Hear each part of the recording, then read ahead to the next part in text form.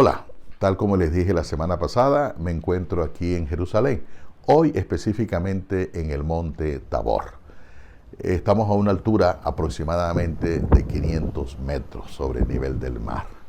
Aquí en este lugar se produjeron unos acontecimientos que, si bien es cierto, la Biblia no nombra el sitio, hay muchos vestigios, muchos restos de iglesias desde los primeros años que indican que en este lugar realmente se produjo lo que a continuación vamos a escuchar.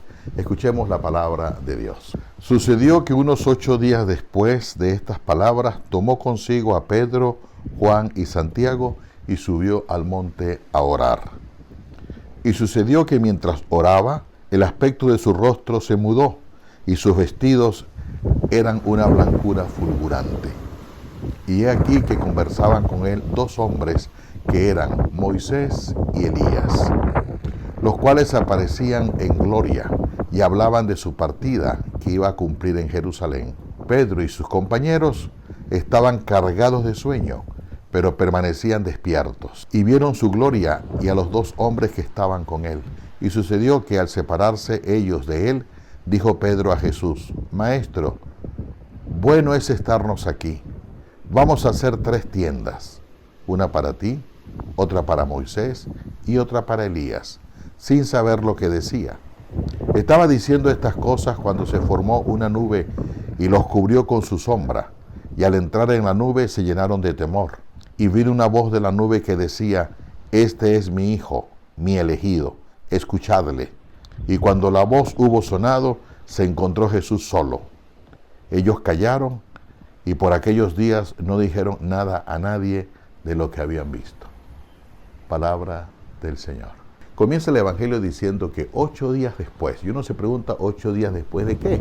Pues precisamente una semana antes veíamos que Jesús le hacía una pregunta a los discípulos. Le preguntó: ¿quién dice la gente que es el Hijo del Hombre? Ellos comenzaron a dar distintas respuestas, hasta que por fin es el mismo Pedro quien dice: tú eres el Mesías, el Hijo de Dios vivo. Cuando Pedro dice eso, Jesús inmediatamente comienza a explicarle cuál era la misión del Mesías, y le dice que va a ir a Jerusalén, donde va a ser rechazado, donde no lo van a querer, donde los sumos sacerdotes, los escribas y los fariseos lo van a condenar, y que al final lo van a crucificar, pero que resucitará al tercer día. Pues ellos se quedaron con la parte negativa de la persecución, del rechazo, de la muerte, y no pensaron en la otra parte positiva, que era la gloria y que era la resurrección. Por eso es que Pedro llama aparte a Jesús y le dice: no permita eso, Señor. Y entonces es cuando Jesús realmente lo llama con una expresión muy fuerte, diciéndole: apártate de mí, Satanás. Tú no piensas como Dios, piensas como los hombres. ¿Por qué? Porque le estaba obstruyendo el camino del Mesías. Porque es que Pedro había pensado, como pensaba el común de la gente, que el Mesías iba a ser un gobernante, un político que llegaba a poner en orden la situación, a castigar a unos y a premiar a otros. Y resulta que el Mesías que ellos esperaban era totalmente distinto a lo que realmente es el Mesías, es Jesús. Por eso quedó un desconcierto, quedó mucha oscuridad entre los apóstoles, quedaron desencantados, decepcionados, deprimidos, y entonces Jesucristo observa realmente ese ambiente, y es por eso que los invita a orar. Y los invitó a un monte alto, que probablemente haya sido en este lugar. Los invitó a orar. ¿Por qué? Porque había un desconcierto, había malestar. Es importante para nosotros, cuando alguien está atravesando momentos duros y difíciles en la vida, invitémoslos a orar. A veces cuando vemos que un amigo está en problemas, lo invitamos a una copa, lo invitamos a unos tragos, a veces invitamos a la gente para una fiesta, invitamos a la gente para un viaje, pero ¿por qué no invitarlo a orar? La oración es muy fuerte. Nosotros hemos perdido el verdadero sentido de lo que es la oración. Por eso vamos a invitar con verdadera fe y con devoción a aquellas personas que vemos que tienen problemas matrimoniales, problemas de trabajo, problemas con la misma familia. Es decir, de redescubrir el valor y la importancia de la oración. Pues bien, Jesús invita a 3 de sus discípulos. ¿Por qué invitó a esos 3? No se saben. Algunos dicen que era porque eran los más cercanos a Jesús. Algunas teorías mucho más populares dicen que eran los más traviesos.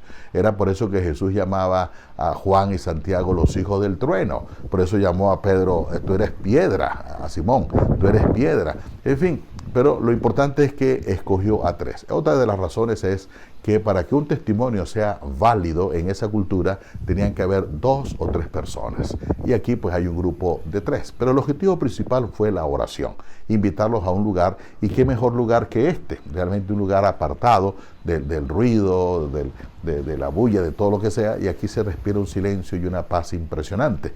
Estando en la oración, su rostro se transfiguró, su rostro cambió, el rostro de Jesús. Es decir, él no sabe cómo explicarlo, dice, de una blancura tan extraordinaria que su rostro y hasta sus vestiduras. Es decir, era tan fuerte el poder de la oración que transformó el rostro de Jesús, y no se conformó con el rostro, que inclusive hasta sus propias vestiduras. Cuando una persona está en la presencia de Dios, realmente suceden cosas extraordinarias. Yo recuerdo, por ejemplo, cuando tuve la oportunidad de ver al Papa Juan Pablo II, San Juan Pablo II, a mí me impactó, se veía ciertamente que era un hombre de Dios, se veía que era un hombre de oración, reflejaba en su rostro realmente un resplandor que uno dice, aquí está la presencia de Dios. En la Biblia se nos describe esta gente que realmente tiene ese fulgor, ese resplandor. Por ejemplo, Moisés. Se nos dice que la gente, al ver a Moisés, lo veían tan resplandeciente. Moisés acababa de bajar del monte Sinaí y se veía realmente que había tenido un encuentro con una divinidad. ¿Por qué? Porque su rostro realmente resplandecía. Cosa que también podemos hacer nosotros. Una vez que nosotros entremos en la oración, ciertamente también nuestro rostro, nuestra mirada y nuestras actitudes y comportamientos ciertamente van a cambiar. Bien, estando en ese momento de oración, se hacen presentes 2 grandes figuras, Moisés y Elías, 2 grandes protagonistas de la historia del pueblo de Israel. Estos 3 que ven allí la transfiguración, la gloria de Dios, son los mismos 3 que más adelante van a ver la agonía. Si aquí ellos vieron la transfiguración, un rostro que resplandece, allá en el Monte de los Olivos, concretamente en Getsemaní, van a ver la desfiguración, un rostro que suda sangre. A Moisés se le escuchaba en el desierto y al profeta también, pero resulta que aquí hay un mandato mayor. El mandato es de la presencia de Dios. Este es mi Hijo amado, escuchadle. De manera que si escuchamos a Moisés en el Antiguo Testamento y a Elías, con mayor razón debemos escuchar el mensaje y las palabras de Jesús. Es un mandato que viene del cielo, por eso dice que una nube, esa nube representa la presencia de Dios. Allá en el Sinaí dice que una nube cubrió cuando Dios entregó las tablas de la ley a Moisés. Y aquí dice que una nube, ahí se nos representa la divinidad. Ahora es el mismo Dios quien viene a decirnos simplemente, escuchen a mi Hijo. Ojalá y tengamos los oídos abiertos para escuchar el mensaje, las palabras y las orientaciones que Jesús siempre nos da. En medio de la solemnidad del momento, Pedro hace una propuesta ingenua, muy propio de su carácter, de su forma de ser. Y es cuando dice, maestro, qué bien se está aquí. Vamos a hacer 3 tiendas, una para ti, una para Elías y otra para Moisés. Es decir, la propuesta de Pedro es querer permanecer en momentos gratos en la vida. Es la propuesta que haríamos cada uno de nosotros. ¿Quién no quisiera, por ejemplo, continuar en un momento de felicidad todo el tiempo? Cuando una madre quisiera que sus hijos no se fueran de su casa. Cuando nosotros vivimos momentos muy gratos en nuestra vida y quisiéramos como detener el tiempo.